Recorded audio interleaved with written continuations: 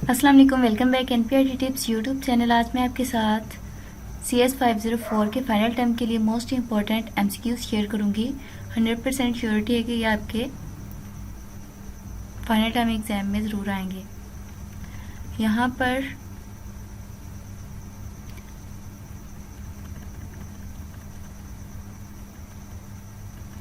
First quiz है, The two main documents produced during this phase are requirement statement and requirement specification. They are also called requirement definition and functional specifications होती हैं। यहाँ पे उन्होंने कहा है कि आपने दो डॉक्यूमेंट को प्रोड्यूस करना है during the phase R requirement statement, जब आप रिक्वायरमेंट स्टेटमेंट को बना रहे होते हैं, एंड रिक्वायरमेंट स्पेसिफिकेशन को, रिक्वायरमेंट स्टेटमेंट और रिक्वायरमेंट स्पेसिफिकेशंस से आपने प्रोड्यूस क्या कर रहे होते हैं, requirement definition and functional specifications, कि आप उसमें प्रोडक्ट के बारे में जो डिफ़ाइन कर रहे होते हैं वो बताना होता है, और जो जो फंक्शन यूज़ करने होते हैं उनके ऊपर क्या स्पेसिफाइज होंगे वो यूज़ कर रहे होते हैं। तो ये 100% करेक्ट सोल्यूशन है। इसके बाद क्वेश्चन नंबर MCQ जो आपका है वो 2 ये है, R decision table should be used. कह रहे हैं कि डिसीजन टेबल आप कब यूज़ कर रहे होते हैं, when a complex set of condition and action appears in a component. आप डिसीजन टेबल तब यूज़ करते हैं जब बहुत ज़्यादा कम्प्लेक्स स्टेटमेंट होती है, कंडीशंस कंपोनेंट्स में अपेयर हो जाती हैं। इसके बाद क्विज नंबर 3 है, which of the following is R two R used in requirement analysis में उन्होंने कहा है कि आप बहुत ज़्यादा क्या यूज़ कर रहे होते हैं, तो डाटा फ्लो डायग्राम होती है वो आप रिक्वायरमेंट एनालिसिस में यूज़ कर रहे होते हैं। इसके बाद क्विज नंबर 4 है, MVC stand for model view controller होता है, MVC स्टैंड फॉर। इसके बाद क्विज नंबर 5 है, dash is a code that explains itself without need to comments and extraneous documentation। यहाँ पे उन्होंने कहा है कि वो आपने उसके बारे में बताना है कि जो उसे कमेंट्स वगैरह की ज़रूरत नहीं पड़ती और ना ही एक्सट्रेनियस डॉक्यूमेंट्स की ज़रूरत पड़ती है, कि एक्स्ट्रा जो डॉक्यूमेंट्स बनाए जाते हैं जब वो एक्सप्लेन कर रहा होता है इटसेल्फ को, खुद को, तो ये सेल्फ डॉक्यूमेंटेड कोड होता है। मीन कि उसे आप में कमेंटिंग वगैरह करने की ज़रूरत नहीं पड़ती, खुद ब खुद आपके सामने पता चल रहा होता है कहाँ पे कौन सा फंक्शन यूज़ होगा, कॉल होगा और कैसे वो यूज़ होगा, कैसी आउटपुट आपको डिस्प्ले होगी। इसके बाद क्वेश्चन नंबर 6 है, bugs that one node stands still are most random are the dash to deal with। तो यहाँ पर उन्होंने कहा हुआ है कि बग जो होता है वो नोड स्टैंड स्टिल, कि वो कभी भी वो स्टैटिक नहीं होता कि जहाँ पे है वहाँ पर रहेगा, ऑलमोस्ट रैंडम, कि वो हो सकता है कि ऊपर नीचे कहीं भी हो। Are the dash to deal with, तो मोस्ट डिफ़िकल्ट होता है इसको डील करना। तो इसका आपको अंदर से कुछ भी कर सकते हैं, या बग्स को वो यहाँ पे डैश डाल देंगे और आगे वाला सारी स्टेटमेंट लिखी होगी, मोस्ट डिफ़िकल्ट भी इसके अंदर आया होगा, तो इस तरह भी आपको आ जाता है। तो आपने ये अच्छे से प्रिपेयर करना है। अभी रिसेंट मैं वीडियो बनाऊँगी जो अभी रिसेंटली पेपर हुए स्टूडेंट के, वो मेरे साथ शेयर किए हैं, तो मैं आपके साथ शेयर कर दूँगी, क्योंकि ये वाला MCQs उसमें आया हुआ है, तो स्टूडेंट ने बताया था कि पास्ट पेपर में से आया हुआ है।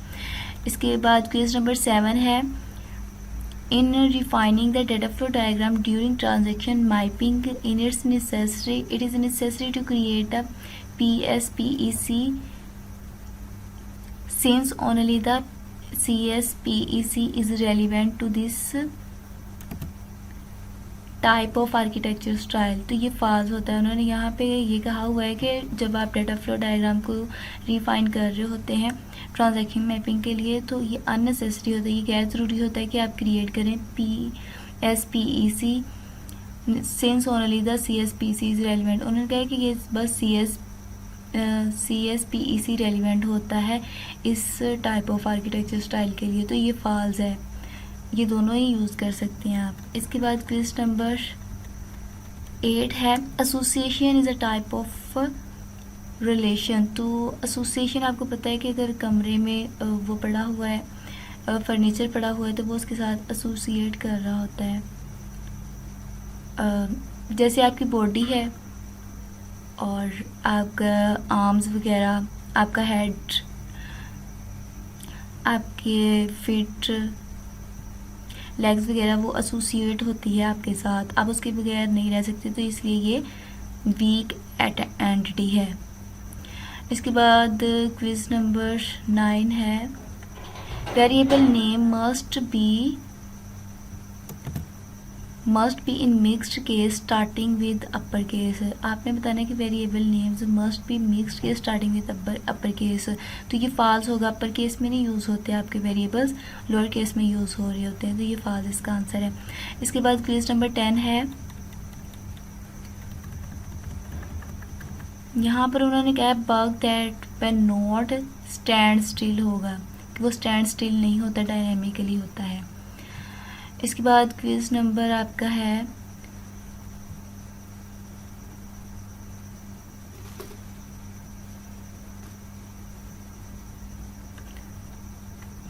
क्विज नंबर 11 है, यूडी इंक्लूड फॉलोइंग, तो UD all of the above होता है, crude CRUD, crude, create, read, update and delete, ये ऑल ऑफ द अबव होंगे URD में, CRUD से क्रूड कहते हैं। इसके बाद आपका क्विज नंबर 12 है, bugs finding is done by which of the teams is in software development life cycle. यहाँ पर उन्होंने कहा है कि किस किस्म का बग जो होता है वो आप फाइंड कर रहे होते हैं और कौन सी टीम इसको फाइंड कर रही होती है। ये हमेशा टेस्टिंग टीम ही फाइंड करती है, उसके लिए टेस्टर होते हैं, उनको फंक्शंस और रिक्वायरमेंट बता दी जाती है, पूरा वो जो कोड होता है उसके बारे में, तो फिर कौन कौन सा फंक्शन इसमें यूज़ होगा, फिर वो टेस्ट करते हैं, अगर कोई डिफेक्ट वहाँ पर फाइंड हो जाए तो फिर वो उससे करेक्ट करना होता है। इसके बाद क्विज नंबर 13 है, So, software bugs have multiple names. Which one of the blue is of the name of the software bugs? तो ये मिस्टेक है, मीन इसमें आप बग्स को बग का नाम भी दे सकते हैं, डिफेक्ट और एरर का, मिस्टेक आप यूज़ नहीं कर रहे होते, तो यहाँ पर यही पूछा गया है। इसके बाद क्विज नंबर 14 है, in the debugging process a stack trace is a very useful tool, तो ये जब आप डिबग कर रहे होते हैं तो आप स्टैक को ट्रेस कर सकते हैं, तो ये ट्रू इसका आंसर है। इसके बाद क्विज नंबर 15 है, a dash is a code that explain itself without the need of component and extraneous documentation, तो ये सेल्फ डॉक्यूमेंटेड कोड होता है, ये ऊपर भी आई थिंक आया था।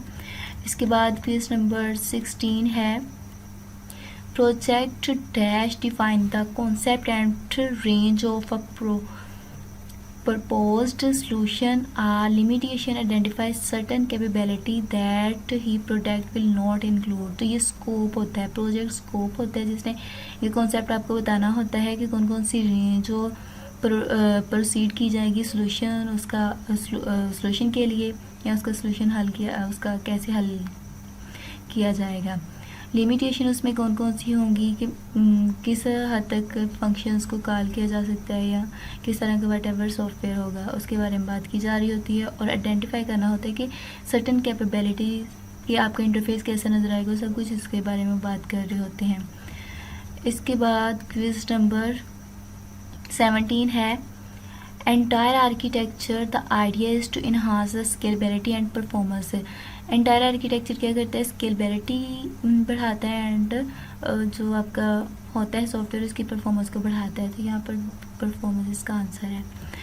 इसके बाद क्विज नंबर 18 है, the cyclometric complexity matrix provide the designer with information regarding the number of independent logic path in the program, कि जो साइक्लोमेट्रिक कॉम्प्लेक्सिटी ये होती है, ये इसको प्रोवाइड्स कर रहा होता है डिज़ाइनर को information regarding the number of कि कितने इंडिपेंडेंट लॉजिकल पाथ है आपके प्रोग्राम में, प्रॉब्लम को सॉल्व करने के लिए ये बता रहा होता है। Which of the following is not a testing type, तो ये गेमिंग टेस्टिंग गैमा टेस्टिंग नहीं होती, इसमें सब सिस्टम टेस्टिंग भी आ सकती है, अल्फा टेस्टिंग भी आ सकती है, बीटा टेस्टिंग भी आ सकती है, टेस्टिंग टाइप में आपके और भी काफ़ी ज़्यादा है।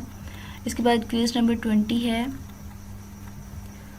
Which of the items listed blue is not one of the software engineer layers. यहाँ पे उन्होंने कहा है कि कौन सा आइटम जो है वो सॉफ्टवेयर इंजीनियर लेयर नहीं है। प्रोसेस मेथड्स और टूल्स होते हैं, मैन्युफैक्चरिंग नहीं होती।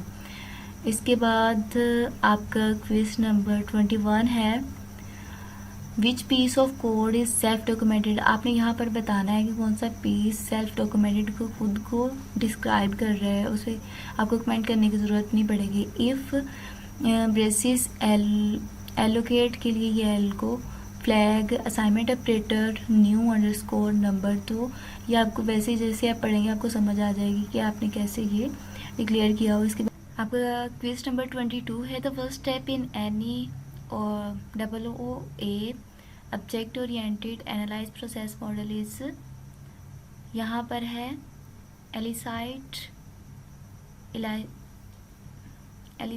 कस्टमर रिक्वायरमेंट्स के ऊपर ये डिपेंड कर रहा होता है कि उसको किस चीज़ की ज़रूरत है, किसके कस्टमर की नीड और सेटिस्फेक्शन क्या है। इसके बाद आपका क्विज नंबर 23 है, unnecessary supplement to transform or transaction mapping needed to create a complete architectural design is। यहाँ पे उन्होंने कहा है कि necessary supplement क्या होती है, ट्रांसफॉर्म करने की ट्रांजैक्शन मैपिंग को, और उसको कैसे आप क्रिएट कर रहे होते हैं कि कौन कौन सी फंक्शंस की रिक्वायरमेंट होती है, कौन सी नीड्स होती है और कैसे वो इंडिपेंडेंट स्ट्रक्चर होता है क्या, तो इसके बारे में बात करें तो डिज़ाइन आपका क्या होगा,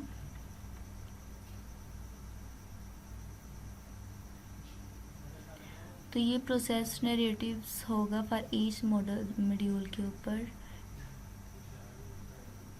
जब आप आर्किटेक्चर डिज़ाइन कर रहे थे, test cases for each model होगा इसका आंसर। इसके बाद क्विज नंबर 24 है, उन्होंने कहा है, what type of error are missed by black box testing and can be uncovered by white box testing. तो यहाँ पे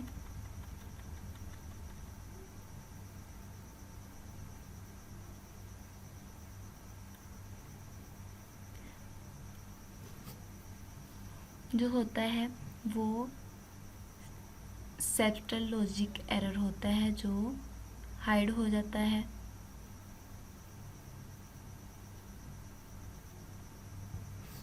ब्लैक बॉक्स टेस्टिंग में मिस्ड होता है और वाइट बॉक्स टेस्टिंग में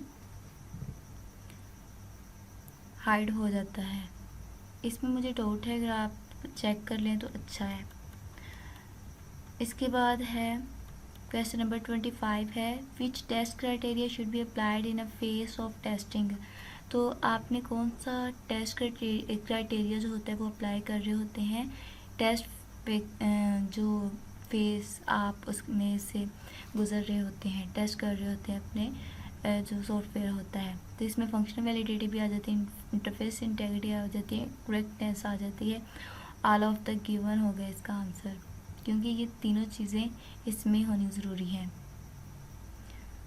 इसके बाद क्विज नंबर 26 है, उनका है, the hardest single part of building a software system is deciding precisely what to build. तो ये इसका आंसर आएगा व्हाट टू बिल्ड।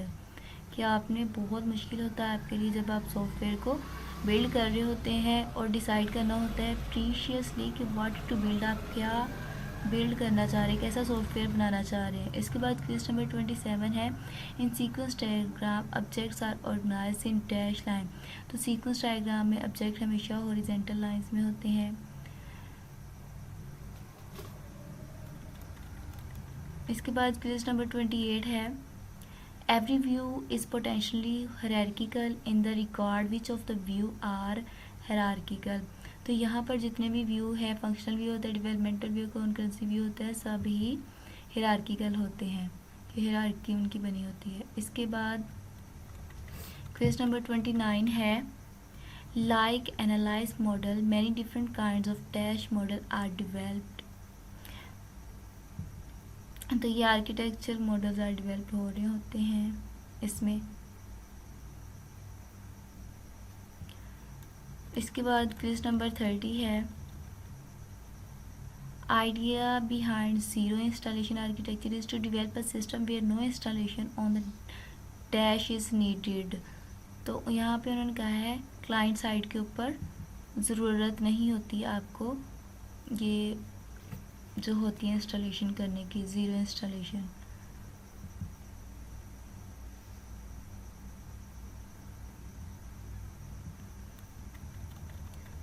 इसके बाद क्विज नंबर 31 है, the construction is use to avoid error. जो आपकी कंस्ट्रक्शन होती है वो किस किस्म के एरर्स को अवॉइड कर रही होती है।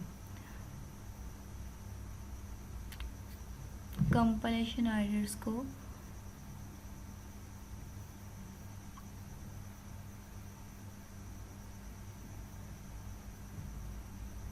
वो अवॉइड कर रही होती है।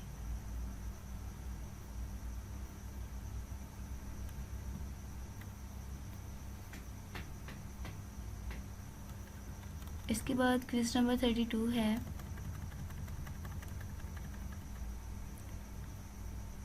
All comments should be return in English language में लिखे जाते हैं जितने भी कमेंट्स होते हैं आपके, जो आप C++ में लिख रहे होते हैं, कमेंटिंग कर रहे होते हैं अपने कोड की। इसके बाद क्विज नंबर 33 है, one of the guideline to avoid comma mistake is to never use comma expect for declaration के अलावा आपको कहीं भी कोमा यूज़ करने की परमिशन नहीं होती C++ में। तो यहाँ पर उसकी बात की जा रही है।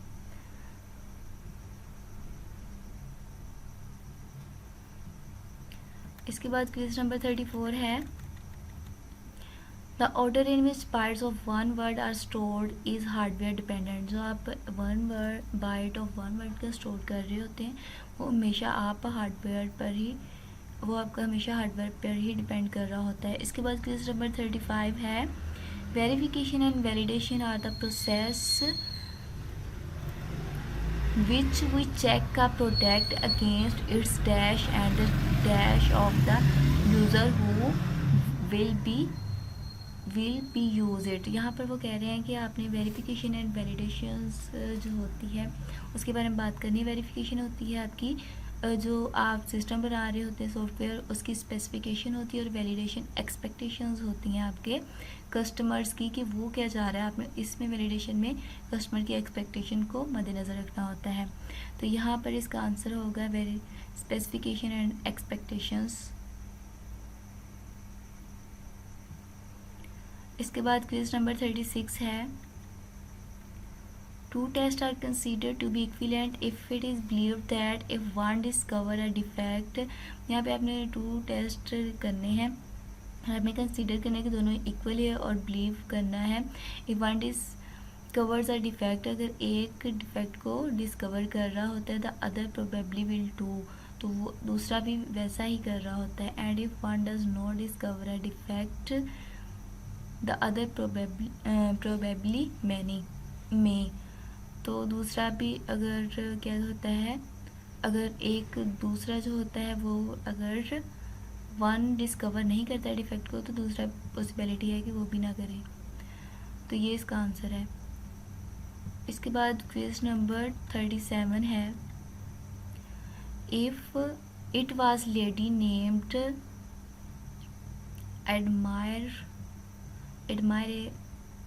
एडमायर ग्रेस होपर था, लेडी थी, who actually con the term bug for the first time, कि जिसने फर्स्ट टाइम बग के बारे में बात की थी कि बग क्या होता है। तो एडमायर ग्रेस होपर लेडी का नाम है, फर्स्ट टाइम बग को डिफाइन किया था। इसके बाद क्वेश्चन नंबर 38 है, the first bug was actually a moth which flew through an open window and in to one of the following Mark relays. तो ये 2 मार्क उसको दिए गए थे कि जब आपका बग होता है, actually a moth which flew through an open window में and in to one of the mark 2 is relays. इसके बाद क्वेश्चन नंबर 39 है, symptom of logical error are, code is misbehaving है इसका, और the program does not crash but take audit, तो ये code misbehave कर रहा होता है आपका लॉजिकल एरर में। इसके बाद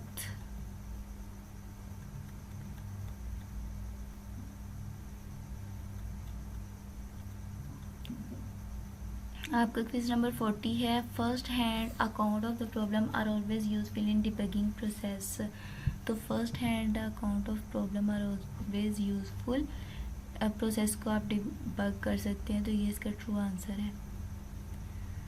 इसके बाद क्विज नंबर 41 है। Software architecture elements are further divided into categories which in total are, तो जो सॉफ्टवेयर आर्किटेक्चर है वो 3 कैटेगरीज में डिवाइड किया जाता है। इसके बाद है quiz number 42, establishing responsibility for object include, आप जब ऑब्जेक्ट के ऊपर रिस्पॉन्सिबिलिटी को एस्टेब्लिश कर देते हैं तो आप आइडेंटिफाई कर रहे होते हैं एसोसिएशन रिलेशनशिप के, आपस में वो किसके साथ एसोसिएट हो रहे हैं। इसके बाद क्विज नंबर 43 है। Source files can have the extension C++ भी होता है, .c होता है और CPP भी होता है, ऑल ऑफ द गिवन इसका आंसर है। इसके बाद क्विज नंबर 44 है। Be very careful when you use function with side effect, आप हमेशा बहुत ज़्यादा मुहतात रहें जब आप फंक्शन को यूज़ कर रहे होते हैं और उसमें साइड इफ़ेक्ट होते हैं। Function that change the value of the parameters की वैल्यू को ही चेंज कर देता है जो आपका फंक्शन होता है। क्विज नंबर 45 है। Which of the following is not a characteristic of software, यहाँ पर आपने बताना है कि कौन सी सॉफ्टवेयर की करेक्टरिस्टिक नहीं होती, तो ये सब ऑलरेडी मैंने पढ़ा हुआ है, ये सब होती हैं। सॉफ्टवेयर टेंजिबल नहीं होता आपका, मीनिंग उसमें फ्लेक्सिबिलिटी होती है, चेंज होता रहता है, वक्त के साथ साथ उसको अपडेशन करनी पड़ती है, उसकी मेंटेनेंस पे वर्क होता रहता है। इसके बाद क्वेश्चन नंबर 46 है। Which of the following is a fact finding method, तो यहाँ पर आपने बताना है कि कौन सा फैक्ट फाइंडिंग मेथड होता है। साइट विजिटिंग होती है, प्रोटोटाइपिंग होती है, स्टडी ऑफ सिमिलर सिस्टम होता है और ऑल ऑफ द गिवन, तो इसका जो आंसर है वो ऑल ऑफ द गिवन है। मीन कि आप साइट को विजिट भी कर रहे होते हैं, उसके बारे में इंफॉर्मेशन ले रहे हो, उसकी प्रोटोटाइप बना रहे होते हैं। फर्स्टली आप सॉफ्टवेयर बनाने से पहले प्रोटोटाइप बना रहे होते हैं, उसके बाद और स्टडी उसी से रेलिवेंट जो सिस्टम होते हैं उसकी स्टडी भी कर रहे होते हैं, तो ये इसका आंसर है। इसके बाद क्वेश्चन नंबर 47 है। Which of the following is our non-functional requirement for of an e-learning system के लिए कौन सी जो है वो नॉन फंक्शनल रिक्वायरमेंट है। यूज़र फ्रेंड लाइन्स जो है वो आपकी नॉन फंक्शनल रिक्वायरमेंट है। इसके बाद आपका क्वेश्चन नंबर 48 शुरू हो रहा है। इसमें है quantitative method for assessing the quality of propose architectural design and really available, तो यहाँ पर वो कह रहे हैं क्वांटिटेटिव जो उसका मेथड होता है assessing the quality of architecture का जो क्वांटिटेटिव मेथड होता है उसको कैसे डिज़ाइन कर रहे हो उसे उसकी रीडली अवेलेबल कितना होगा, तो ये यहाँ पर फॉल्स है। उसकी क्वांटिटेटिव तो हम चेक नहीं कर सकते, उसकी एफिशिएंसी और परफॉर्मेंस चेक कर सकते हैं। इसके बाद क्विज नंबर 49 है। R decision table should be used when a complex set of conditions and action appears in a component, जब बहुत ज़्यादा सेट ऑफ कम्प्लेक्स कंडीशंस होती हैं और एक्शंस को अपीयर हो रहे होते हैं कंपोनेंट्स में। इसके बाद क्विज नंबर 50 है। The test case should be design in long before testing begins, वो कह रहे हैं कि जब आप टेस्ट को शुड बी डिज़ाइन होना चाहिए लॉन्ग बिफोर टेस्टिंग बिगिंस, आपको टेस्ट स्टार्ट करने से पहले, तो ये फॉल्स है। सबसे पहले आप टेस्टिंग कर रहे होते हैं, फिर उसके बाद ही आपका सॉफ्टवेयर को कम्प्लीटली उसको इम्प्लीमेंटेशन उसके ऊपर कर रहे होते हैं। तो ये 100% करेक्ट सोल्यूशन देने की मैंने आपको कोशिश की है। फिर भी इसमें अगर आपको कोई मिस्टेक लगे तो आप कमेंट सेक्शन में बता सकते हैं। और जो मैंने आपको डाउट बताया है मुझे उसमें डाउट है। और please like and subscribe my channel for latest update. Okay, अल्लाह हाफिज़।